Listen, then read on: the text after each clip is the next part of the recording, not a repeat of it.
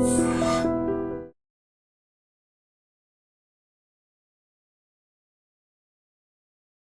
Hello నమస్తే, welcome back to iDream media. ఈరోజు మనతో ఉన్నారు స్టాక్ మార్కెట్ అనలిస్ట్ అయిన గురుప్రసాద్ గారు. సార్తో మాట్లాడతాం. Hi sir. Hi sir. Last 3 monthsగా చూసుకున్నట్లయితే మార్కెట్ అనేది కాస్త డిప్లోనే ఉందని చెప్పాలి. అయితే మన ఆడియన్స్ అందరూ కూడా అడుగుతూ ఉన్నారు, ఎవరైతే ఇన్వెస్టర్స్, రిటైలర్స్ అండ్ ట్రేడర్స్ ఉన్నారో వీళ్ళంతా మార్కెట్ ఎప్పుడు మరి అప్ సైడ్ వెళ్ళే ఛాన్సెస్ ఉన్నాయి అని చెప్పేసి. సో దానికి సంబంధించి లేటెస్ట్ ఈవెంట్స్ కానీ అసలు ఏ విధంగా ఉండబోతుందంటారు? $1 బిలియన్ క్వశ్చన్ అందరికీ. ఎందుకంటే మార్కెట్ బాగా కొడుతున్నాడు. అవును. అంటే ఎందుకని అంటే గత 3.5 సంవత్సరం నుంచి పిచ్చిగా ప్రాఫిట్ వచ్చింది. ఒక లాస్ట్ 1 year నుంచి ఏం పెద్దగా మార్కెటే, నేను ఆల్రెడీ చెప్పాను లాస్ట్ ఇయర్ ఒడిదుడుకులు ఉంటుంది సెల్లింగ్. ఎందుకంటే నెక్స్ట్ 1 year 1.5 year వచ్చి ఇన్వెస్ట్మెంట్ చేస్తూనే ఉండాలి. నెక్స్ట్ కమింగ్ 3 yearsకి మంచి ప్రాఫిట్స్ వస్తాయి. ఇది వచ్చి బయ్యర్స్ టర్న్. ఇప్పుడు వచ్చి కొని పెట్టుకుంటే అట్నే డబుల్ అయిపోతుంది, డబుల్ ట్రిపుల్ కూడా అవుతుంది. కాబట్టి ఈ మార్కెట్లో ఏం చేస్తారంటే చాలామంది అమ్మేసి వెళ్ళిపోతారు. ఎందుకంటే ₹30 వస్తువు ₹10 దొరుకుతుంది. మరి ఇప్పుడు బయ్యర్స్ మార్కెట్ కదా.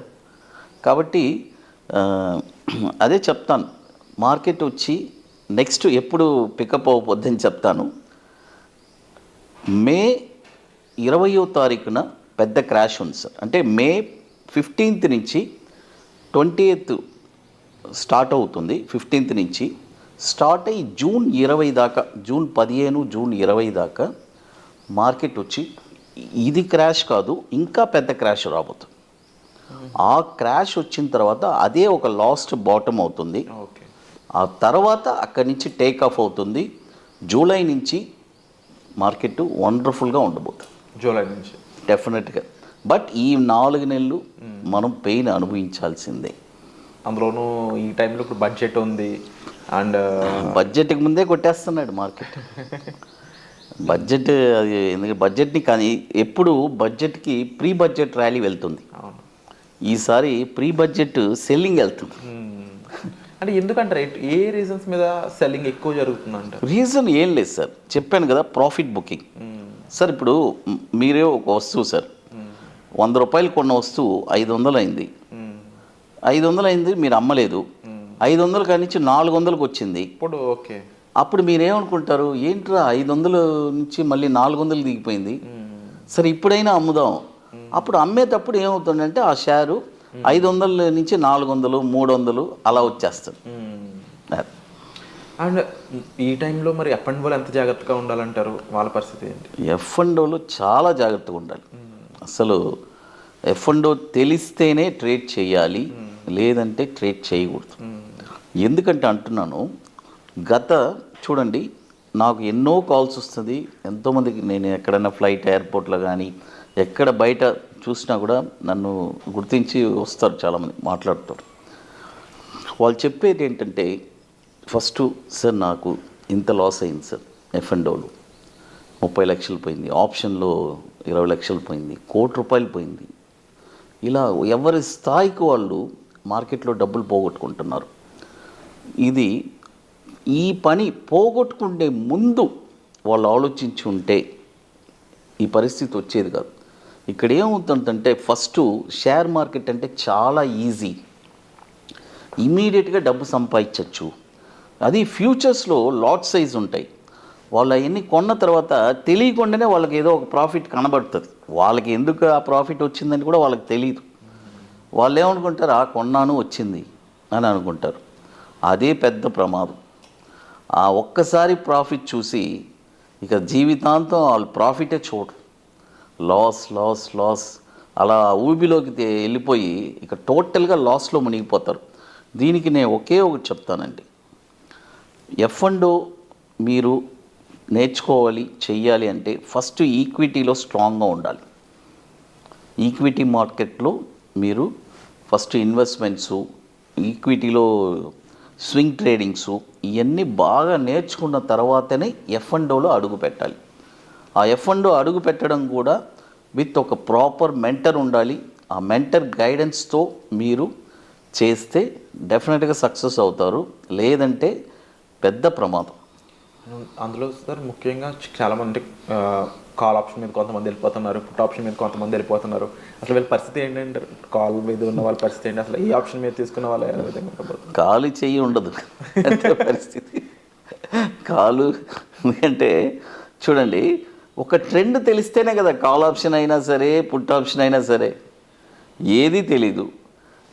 చాలామంది సార్ నేను పుట్లో ఉన్నాను సార్ అంటారు, సార్ నేను కాల్లో ఉన్నాను సార్ అంటారు.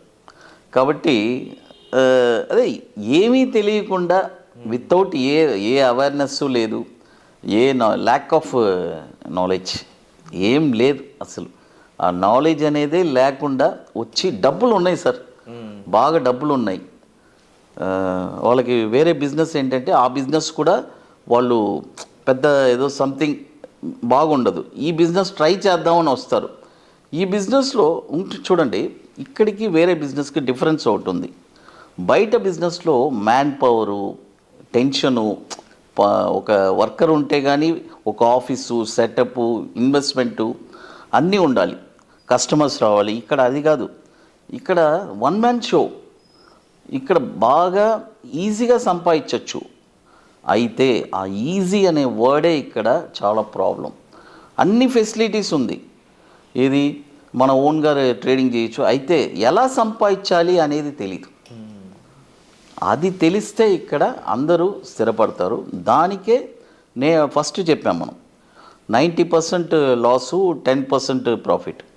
ఎప్పుడు మనం ఆ 10%లో రావడానికి మనం చూడాలి కానీ 90%లో ఉండడానికి మనం చూడకూడదు.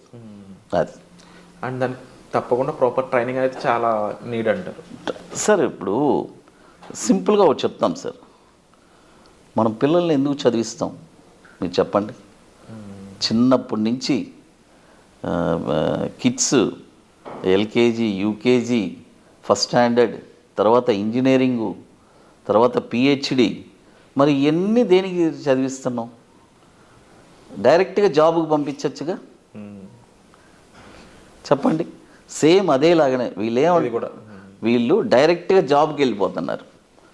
తెలియకుండా జాబ్కి వెళ్తే ఏమవుద్ది? లాస్ అవుద్ది. అదేలాగానే. అయితే ఇక్కడ ఏంటంటే, ఇక్కడ ఈ బిజినెస్లో ఒక నెగటివ్ అండి, షేర్ మార్కెట్ అంటే అమ్మో ఇది ఒక ముద్ర పడిపోయింది. ఇది షేర్ మార్కెట్ అంటే రియల్గా ఉండే దాంట్లోనే బెస్ట్ బిజినెస్ ఏదంటే షేర్ మార్కెట్. ఇన్వెస్ట్ చేసి కామ్గా సార్ నేను ఒకటి చెప్తాను సార్, ఇది ఓపెన్గా, ఇది మన ఓపెన్ సీక్రెట్ కాదు, నాలెడ్జ్ ఇవ్వడానికి చెప్తున్నాను. మన ఆంధ్రప్రదేశ్ తెలంగాణ ప్రజలకు ఒకటి చెప్తాను, ఒక స్టాక్ మీరు 6 సంవత్సరాలు మీరు హోల్డ్ చేస్తే మీకు స్టాక్ మార్కెట్ విలువ తెలుస్తుంది. 6 ఇయర్స్ 7 ఇయర్స్ ఒక స్టాక్ని మీరు హోల్డ్ చేసి చూడండి, ఆ తర్వాత ఆ టేస్ట్ అనేది మీకు కనబడుతుంది. సో అంటే లాంగ్ టర్మ్లో డెఫినెట్లీ ఫ్రూట్స్ వస్తాయండి. 100%. Wonderful sir. And definitely lot of information మాకు ప్రొవైడ్ చేశారు సార్. అండ్ మరింత ఇన్ఫర్మేషన్ మీరు జనరల్లీ వర్క్షాప్స్తో ప్రొవైడ్ చేస్తూ ఉంటారు కదా. సో 28th వర్క్షాప్ గురించి ఒక మాట. 28th March 15th and 16th sir, already announce చేశాను. అది ఓన్లీ ఇంట్రెస్టెడ్ పీపుల్ మాత్రం, ఇంట్రెస్ట్ ఉండేవాళ్ళు మాత్రం మన వాట్సాప్ టీమ్ని కాంటాక్ట్ చేసుకోవచ్చు చెన్నైలో. అది ఇట్స్ అ వెరీ లిమిటెడ్ సీట్సే. అది కూడా విత్ ప్రియర్గా అపాయింట్మెంట్ తీసి బుకింగ్ చేసుకోవాలి. దానికి కొన్ని వర్క్స్ అన్నీ ఉన్నాయి, అవన్నీ కంప్లీట్ చేస్తే అక్కడికి రాగలరు. అది మనం ఇప్పుడు చేసేది 28, ఇప్పుడే ఆల్రెడీ 27th కంప్లీట్ చేశాము హైదరాబాద్లో. ఇప్పుడు 28th March 15 and 16 ITC welcome hotel. And thank you so much sir. And మరిన్ని ఎపిసోడ్స్ కోసం ఈ ఛానల్ చూస్తున్నానండి.